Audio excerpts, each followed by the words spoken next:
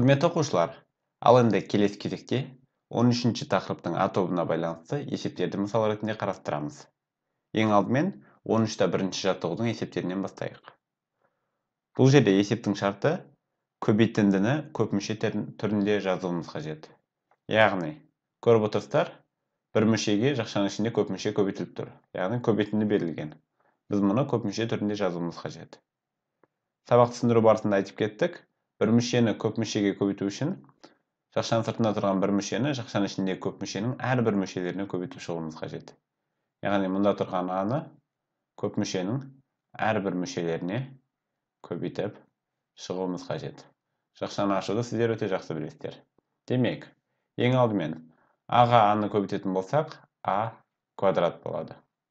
Енді бұл аға минус с-ны көбейтетін болсақ, минус АС болады. Енді аға плюс 1-ді көбейтсек, плюс А шығады. Міне осылайша, жақшаның сыртындағы бір мүшені, жақшаның ішіндегі көп мүшенің әрбір мүшелеріне көбейтіп, жақшаны ашып алдық. Тура осылай, 13-те бірінші жаттығудың 6-шы есебін қарастырайық. Бұл жерде тура солай, жақшаның сыртында бір мүше берілген, оны жақшаның ішіндегі көп мүшемен көбейтуіміз қажет. Ең алдымен, mn-ді 7-ге көбейтеміз. Оны 7-ге көбейтсек, 7mn болады. Енді mn-ді минус m-ға көбейтеміз. Минус m-ға көбейткен кезде m-ға m-ді көбейтсек m квадрат болады. Сол себепті минус m квадрат n деп жазамыз. Ал енді mn-ді 8n квадратқа көбейтеміз ең соңында. Сызып көрсетіп қойын түсінікті болу үшін. Бірінші 8-дің өзін жазамыз. m-ға көбейтетін айнымалы жоқ, сосын m-ның өзін де жазамыз. Ал мұндағы n-ға n квадратты көбейтсек, n-ның кубы болады. Мінекей, 6-шы есептерде біз жақшаның сыртындағы бір мүшені, жақшаның ішіндегі көп мүшенің әрбір мүшесіне көбейтіп, жақшаны ашып жазып алдық. 13-те екінші жаттығудағы тура осылай біз көбейтіндіні орындауымыз қажет. Бұл жерде көп мүшені көп мүшеге көбейту берілген. Ал енді көп мүшені көп мүшеге көбейтудің шарттарын еске түсірейік. Көп мүшені көп мүшеге көбейту үшін бір көп мүшенің әрбір мүшесін екінші көп мүшенің әрбір мүшесіне көбейтіп, шыққан көбейтінділерді қосу керек. Яғни, біз мұны былай түсіндіретін болсақ, бірінші көп мүшенің әрбір мүшесін, мысалы бірінші мүшесін екінші көп мүшенің әрбір мүшесіне көбейтейік. X-қа x-ті көбейтіп жазамыз. Ол кезде x квадрат болады. Ал бұл x-қа y-ті көбейтетін болсақ, қосылған x y болады. Ал енді бірінші көп мүшенің бірінші мүшесін екінші мүшенің әрбір мүшесіне көбейттік. Ал енді бірінші мүшенің екінші мүшесінде тура солай екінші көп мүшенің әрбір мүшесіне көбейтеміз. Яғни минус а-ны ең алдымен x-қа көбейтеміз. Ол кезде минус ax болады. Енді минус а-ны y-қа көбейтетін болсақ, ол кезде минус ay шығады. Мінекей осылайша екі көп мүшені бір-біріне көбейткен кезде мынандай бір көп мүше түрінде тағы бір өрнекті алдық. Тура солай 4-ші есептерді жалғастырамыз. С-ны ең алдымен x-қа көбейтеміз. С x болады. С-ны y-қа көбейтсек, минус y-қа. Минус с y болады. Бірінші мүшені көп мүшенің екі мүшесіне көбейтіп шықтық. Ал енді бірінші көп мүшенің екінші мүшесін тура солай екінші көп мүшенің екі мүшесіне көбейтеміз. Яғни минус d-ны x-қа көбейтеміз. Минус dx болады. Минус d-ны y-қа көбейтсек, минус dy болады. Мінекей, 4-ші есептеде екі көп мүшені бір-біріне көбейтіп, жаңадан бір мынандай бір көп мүшені тауып алдық. 13-те 4-ші жаттығудағы тура осылай, тек қана айырмашылығы бұл жерде көп мүшелердің саны көп. Яғни бірінші екі мүше берілсе, сосын бізде үш мүше берілген. Бұл жерде тура солай, бірінші жақшадағы b-ны екінші жақшадағы үш мүшеге де көбейтіп шығамыз. Яғни b-ны ең алдымен b квадратқа көбейтеміз. Ол кезде b куб болады. Ал енді b-ны минус b-ға көбейтетін болсақ, минус b квадрат болады. Енді b-ны екінші жақшадағы үшінші мүшеге көбейтетін болсақ, яғни минус 7-ге көбейтетін болсақ, онда минус 7b шығады. Ал енді бірінші жақшадағы екінші мүше болып тұрған 3-ті тура солай екінші жақшаның әрбір мүшесіне көбейтіп шығуымыз қажет. 3-ті b квадратқа көбейтсек, плюс 3b квадрат болады. Ал 3-ті минус b-ға көбейтетін болсақ, минус 3b болады. Енді 3-ті минус 7-ге көбейтсек, минус 21 болады. Тең. Мұны ары қарай ықшамдап жазуға болады. Бастапқы b кубқа ұқсас өрнек жоқ, сол себепті b кубтың өзін қайтып жазамыз. Ал мұндағы минус b квадрат және плюс 3b квадрат дегендер бір-біріне ұқсас. Олар бір-бірінен азайтылып, 2b квадрат қалады. Таңбасы плюс болады. Және минус 7b мен минус 3b да бір-біріне ұқсас. Олар бір-біріне қосылар, бірақ таңбасы минус қып жазамыз. Минус 10b шығады. Енді соңында қалған өрнекті жазамыз, яғни минус 21-ді жазып қоямыз. Міне осылайша біз бастапқыда берілген көп мүшелерді көбейтіп, жаңадан тағы да бір көп мүше шығарып алдық.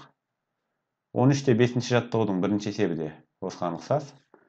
Яғни, бірінші жақшаның әрбір мүшесін екінші жақшаның әрбір мүшесіне көбейтіп ашамыз. Бірінші а квадратты минус аға көбейтсек, минус а куб шығады. Тура осы а квадратты енді 5-ке көбейтеміз. Бұл кезде плюс 5а квадрат болады. Минус 2аны тура солай екінші жақшаның әрбір мүшесін көбейтеміз. Минус 2аны минус аға көбейтсек, таңбасы плюс болып кетеді, 2а квадрат болады. Минус 2аны плюс 5-ке көбейтсек, минус 10а шығады. Енді соңғы үшінші мүшеміз, яғни минус 4-ті екінші жақшаның әрбір мүшесіне көбейтіп шығайық. Минус 4-ке минус аны көбейтеміз. Плюс 4а болады. Минус 4-ке плюс 5-ті көбейтсек, минус 20 шығады. Тең. Енді ұқсас мүшелерін біріктіріп шығайық. Минус а кубқа ұқсас мүше жоқ, сол себепті минус а кубтың өзін жазамыз. Минус а куб. Ал енді, мына жерде 5а квадрат және 2а квадрат дегендер бір-біріне ұқсас. Оны біз айнымалының дәрежесіне қарап айта алатын едік. Бұларды бір-біріне қоссақ, 7а квадрат болады. Минус 10а плюс 4а бір-біріне азайтылады, сол кезде минус 6а қалады. Және минус 20-ны жазамыз. Мінекей, осылайша біз тағы да бір көбейтуді орындап, жаңа көп мүшені шығарып алдық. Ал енді келесі 13-те 7-ші жаттығу. Біз бұл жерде өрнектерді ықшамдауымыз қажет. Өрнектерді ықшамдау үшін ең алдымен жақшаның сыртында тұрған өрнекті жақшаның ішіндегі өрнектердің әрқайсысынан көбейтіп, жақшаны ашып алайық. 8-ді 3n-ға көбейтетін болсақ, 24n болады. 8-ді минус 2m-ға көбейтсек, минус 16m болады. Бірінші жақшаны ашып алдық. Ал енді келесі жақша. Минус 5-ті 2n-ға көбейтсек, минус 10n болады. Минус 5-ті минус n-ға көбейтсек, плюс 5m болады. Тең. Бұл жерде енді ұқсас мүшелері біріктірейік. 24n және минус 10n бір-біріне ұқсас. Олар азайтылып, 24-тен 10-ды азайтсақ, 14n қалады. Және де 16m минус 16m плюс 5m. Олар да бір-біріне ұқсас. Олар да азайтылады, сонда минус 11m қалады. Мінекей осылайша ең алдымен біз жақшаның сыртында тұрған көбейткішті жақшаға көбейтіп ашып алдық. Сосын ұқсас мүшелерін біріктірдік. Сол кезде мынандай бір жауап шықты. Тура осылай 13-те 8-ші есептерде өрнекті ықшамдауымыз қажет. Ол үшін ең алдымен көп мүшені көп мүшеге көбейтудің қасиеттерін пайдаланып жақшаны ашып алайық. Бірінші x-ті екінші жақшаның әрбір мүшесіне көбейтіп шығамыз. Олай болса, x-ті 5a-ға көбейтетін болсақ, 5ax болады. X-ті 8x-ға көбейтетін болсақ, 8x квадрат болады. 8x квадрат. Келесі, минус 4a-ны 5a-ға көбейтсек, таңбасы минус 20a квадрат шығады. Минус 4a-ны 8x-ға көбейтсек, 4-ке 8-ді көбейтсек 32 болады. Сол кезде минус 32ax болады. Мінекей бірінші екі көп мүшені көбейтіп жақшаны ашып алдық. Енді келесі көп мүшелерді көбейтіп жақшаны ашып алайық. Бұл жерде алдына минус таңба бар, сол себепті қазір көбейткен кезде таңбалары ауысады. 6a-ға 3x-ті көбейтеміз ең алдымен. Сіздер өте жақсы білесіздер.